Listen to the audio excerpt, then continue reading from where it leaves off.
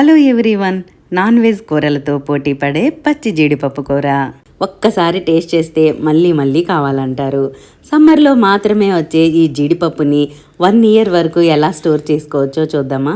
నేను 6 కేజీల జీడి పిక్కలు తీసుకున్నాను.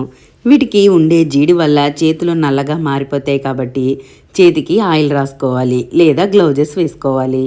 జీడి పిక్కలు కట్ చేసుకొని లోపల ఉన్న జీడిపప్పుని సపరేట్ చేసుకోవాలి. నాకు కేజీ జీడిపప్పు వచ్చింది, అంటే 6 కేజీల జీడి పిక్కలకి 1 కేజీ జీడిపప్పు వచ్చింది.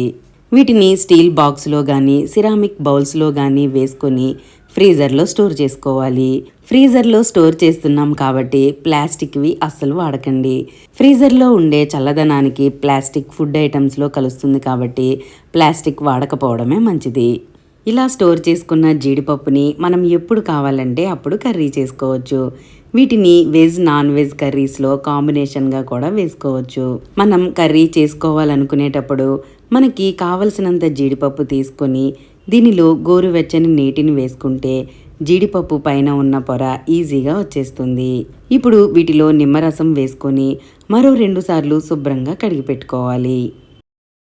మసాలా కోసం 2 టీ స్పూన్ల ధనియాలు, 4 మిరియాలు, 2 ఇంచుల చెక్క, 2 యాలకులు, 3 లవంగాలు, 1/2 టీ స్పూన్ జీలకర్ర వేసుకొని కొంచెం ఫ్రై అయిన తర్వాత స్టవ్ ఆఫ్ చేసుకొని 1 టేబుల్ స్పూన్ ఎండు కొబ్బరి వేసుకోవాలి.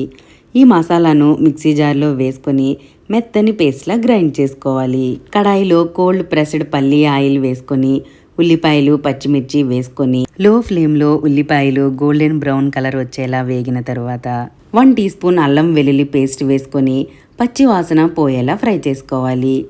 దీనిలో కరివేపాకు, పసుపు, ఉప్పు, కారం వేసుకొని పచ్చి జీడిపప్పు వేసుకొని 2 నిమిషాలు ఫ్రై అయిన తర్వాత గ్రైండ్ చేసుకున్న మసాలా పేస్ట్ వేసుకొని కొద్దిసేపు వేగిన తర్వాత గ్రేవీకి సరిపడినన్ని నీళ్లు వేసుకోవాలి. కూర ఇలా దగ్గరగా అయిన తర్వాత ఫైనల్గా కొత్తిమీర వేసుకోండి.